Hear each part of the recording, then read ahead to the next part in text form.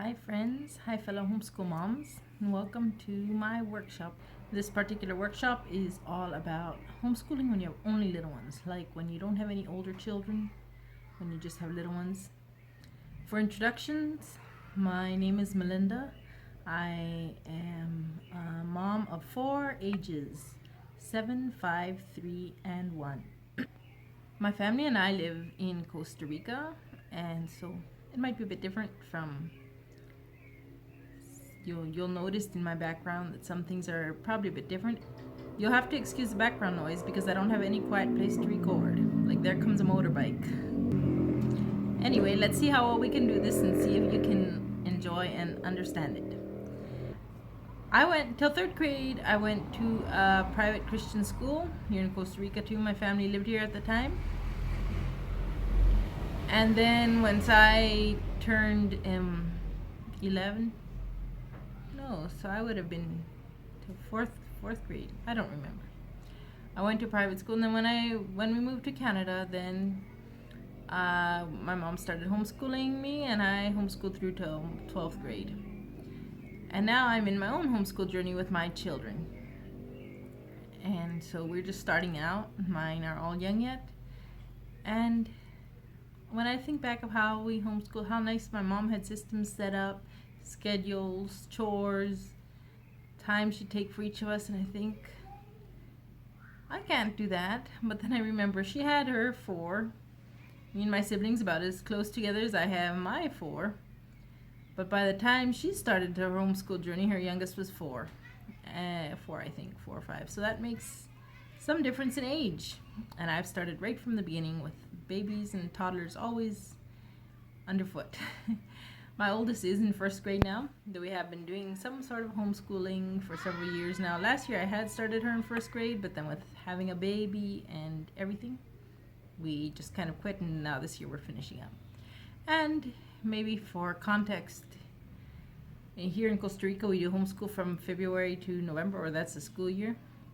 So right now, as I'm recording this, we are just a couple of months into our school year. Let's get right into our subject about homeschooling when you have only little ones. So homeschooling with only littles can be tough.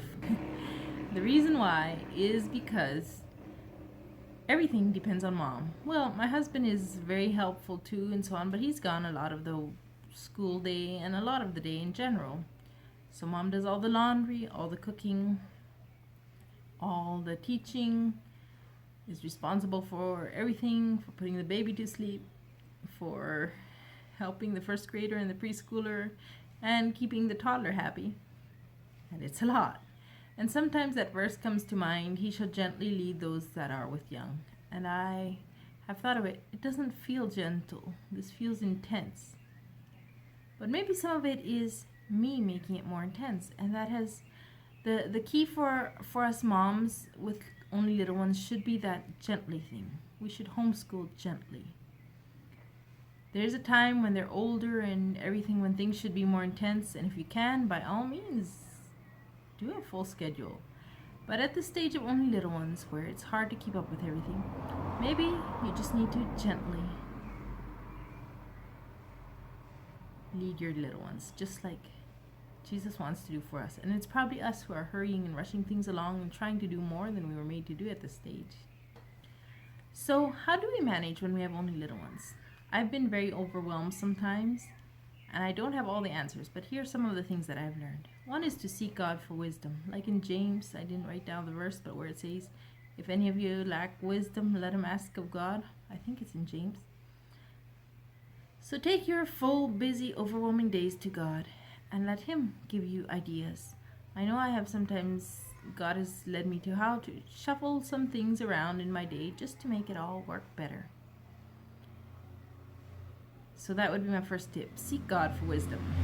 Next tip is we have to be very flexible when we have only little ones. And that's hard for some of us. I like to have my schedule. I like children have their bedtimes, their meal times, their whatever. And children, babies, the younger they are especially, the less they want to fit the mold always.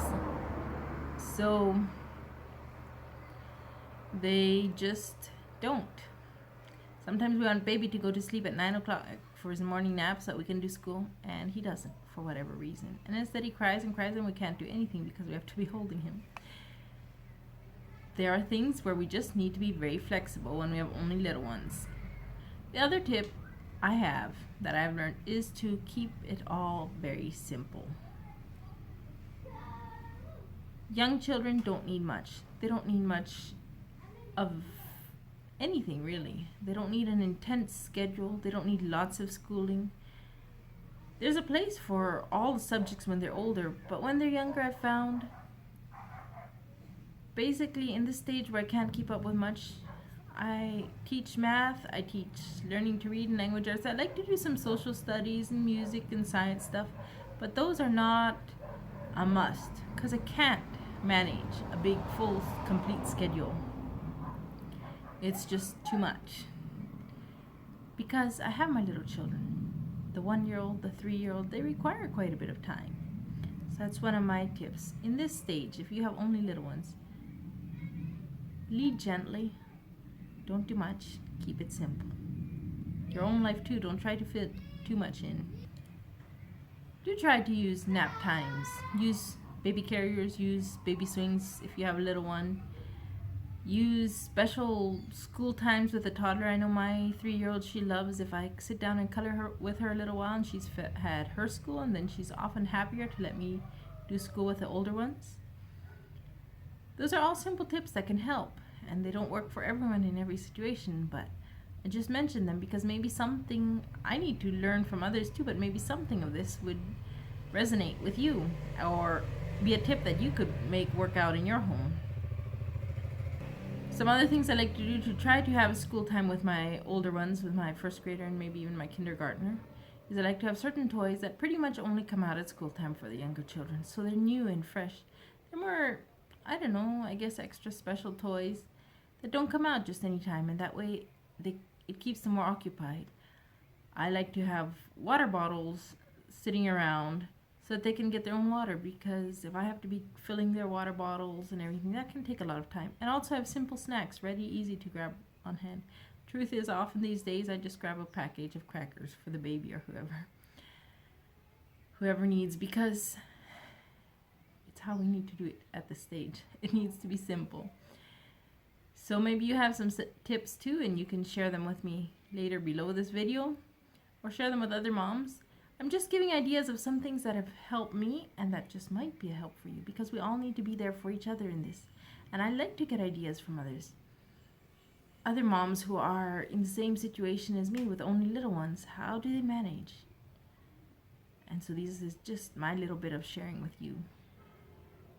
And my best tip, I think, is to enjoy your children. Little children need to know that mom loves them and enjoys being with them. We can't always in every situation, but sometimes we just have to stop everything and just enjoy them. Smile at them, laugh with them, play with them, forget the mess for a little while. Sometimes, in order to be good moms, we have to dedicate ourselves to getting the dishes and the laundry done and let our children just play themselves a little while to then be able to enjoy them more. But really, enjoy your children. I try to remind myself that what all the older moms say, to take the time to enjoy them, because someday I'll look back fondly on these years. I don't think I'll miss the tiredness, but even now, looking back at when my oldest two were younger, they were so little, so cute.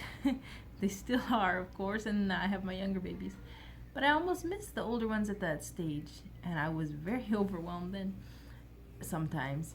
So I'm trying to make the effort to enjoy so that I can be without a lot of regrets someday when I look back on this time of only littles.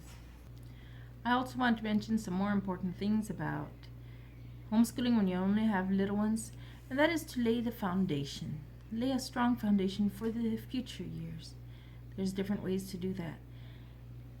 They don't need all the subjects in order to someday do well in school. At this stage, they need it simple. They need it to be kept simple. You can teach obedience. That is one thing important to teach, because it'll help everything to run smoother. In the future, it'll help. So I like to teach obedience. I'm not a perfect mom, and my children don't always obey perfectly. But it's one of the things I work on and make an effort to train so that someday that part will be easier. I also try to teach them to do chores, and lately I think I've been slacking off. We've been busy and so on. But my 5 and 7-year-old can do my dishes. They can clean up a lot of the house, and sure, a lot of the housekeeping and chores still falls on my shoulders, but as I teach them, I know that someday it'll make it much easier. If I have more little ones someday, they'll be bigger girls already and be able to help a lot. And that is something that it's just something I keep reminding myself to work on, to teach them to do their chores, to teach them to be obedient, because that lays a strong foundation so that when they're bigger, my home won't be so, I don't know, chaotic. Maybe that's extreme, but so that I can have a peaceful home and things can run smoothly when they're bigger too. As for schooling, give them the joy of learning. Don't force a lot of school on them at this young stage, and I'm talking a minor 7 and under, and maybe till, I don't know, there's different standards. Eventually, I want my children to have a whole bunch of subjects and learn a whole bunch. But now, I stick mostly to math and reading because with those foundations, they can go on to learn anything about that they want. I try to give them the joy in learning. There's two main ways that I have found that do that. One is to read lots to them if you can. If you don't have time to do formal schooling while you're nursing the baby or whatever, you can often read to your other children. And that teaches them a lot. It's amazing how much they pick up just from hearing books. It helps them in so many ways.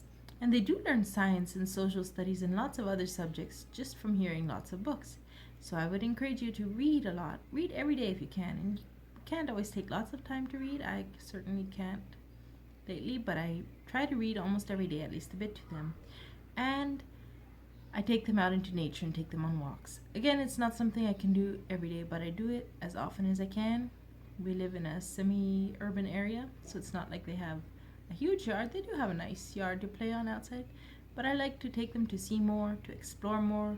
We talk about the birds and the plants we see, and all that helps them to learn and grow. And so those are some more things I just encourage you to try to do. Teach the children to enjoy learning, and that way someday, if they love books, if they love learning, they'll want to explore for themselves, and you can learn anything that you didn't learn when you were younger if you only enjoy learning. Some children hate to learn. So that's why I think it's one of the foundations when we have only little ones. Give them the joy in learning and teach them the basics. Though I wouldn't say they need to be pressured at this age. Even a 7-year-old, if she doesn't know how to read perfectly, she can pick it up eventually. But once they do know how to read and once they do know basic math, the whole world can be theirs for the learning. Anything that interests them, anything that they may have missed out in your teaching. Remember that this stage will not last forever. Enjoy the season. I'm trying to. I remind myself. It feels forever sometimes, but I do remind myself it will not last forever. So remember, as tiring and hard and overwhelming as the season sometimes is, enjoy it. Try your best, so that you can enjoy your little ones and someday have the good memories. Thank you for joining me on this workshop. And if you would like more encouragement as a young mom, feel free to check out my blog and my YouTube channel, Connecting with Littles, and sign up for my newsletter or about every 2 weeks I try to send an encouraging email for busy young moms like myself exactly. And I hope that you will be blessed in this all. Thank you for joining me.